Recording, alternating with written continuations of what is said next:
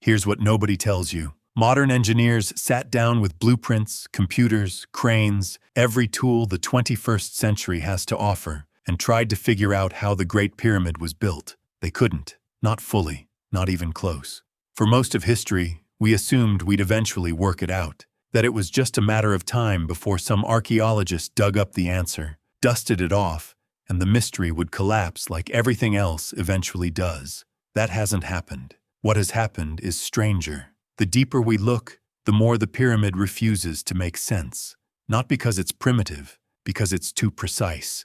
The base of the Great Pyramid spans 13 acres of desert, leveled to within 2.1 centimeters. Not 2 feet, not 2 inches. 2.1 centimeters. More accurate than most modern construction projects. And that's just the floor. The pyramid contains 2.3 million stone blocks. The smallest weigh 2 tons, the largest, 80. They were placed without concrete, without cranes, without steel, without, as far as we know, the wheel. And they were placed so perfectly that a razor blade cannot slide between them. Think about that. A razor blade between stones that weigh more than your house. This is where the mainstream explanation starts to crack. The accepted theory, the one textbooks teach, is the ramp theory. Workers built a massive earthen ramp and dragged the stones up it. Simple, logical, satisfying. Except someone actually ran the math. To reach the top at the angle required, the ramp would need to be over a mile long. It would require more material than the pyramid itself. We've never found it. We've never found the ramp. But that wasn't the strangest part. The 4 sides of the pyramid align to true north, south, east, and west with an accuracy of 0.05 degrees. 0.05. This is a structure built before the compass existed, before GPS, before any instrument we know of that could achieve this. The alignment is so precise that modern surveyors still use the pyramid as a reference point.